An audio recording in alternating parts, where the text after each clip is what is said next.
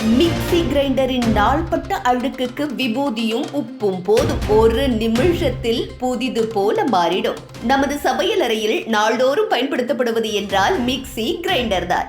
ஒவ்வொரு உணவு தயாரிப்பிலும் பங்காற்றும் முக்கியமானவை. ஆனால் அவற்றின் அடிபாகம், சுவர்கள், இடுக்குகள் ஆகியவை எண்ணெய் பசை, உணவு பாகங்கள் மற்றும் தூசுக்களால் சுலபமாக அழுக்காகி விடுகின்றன.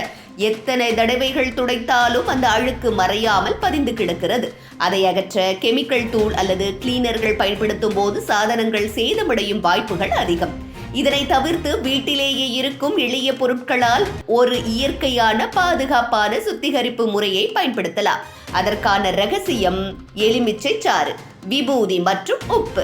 இந்த மூன்றையும் சம அளவில் ஒரு சிறிய பாத்திரத்தில் சேர்த்து பசையாக கலக்கவும். அதை மிக்ஸி, கிரைண்டர் போன்ற சாதனங்களில் வெளிப்புறம் மற்றும் அடிப்பகுதிகளில் தடவி ஒரு பழைய டூத் பிரஷ் கொண்டு மெதுவாக தேய்க்கவும். இந்த மூன்று பொருட்களும் சேரும் போது பிடிவாதமான எண்ணெய் பசையும் கரையும் எளிதில் நீங்கி சாதனம் சிரமமின்றி பளபளப்பாக மாறும். துடைத்த பிறகு ஈரமான துணியால் நன்கு துடைத்து பின்னர் சுத்தமான தண்ணீரால் கழுவி நன்கு உலரவிட வேண்டும். சாதனம் நன்றாக உலர்ந்ததும் புதிது போல தோன்றும். இந்த இயற்கையான முறை சாதனங்களுக்கு எந்தவித சேதமும் ஏற்படாமல் அழுக்கை தூக்கி எறியும் மகத்தான தீர்வாக இருக்கும்.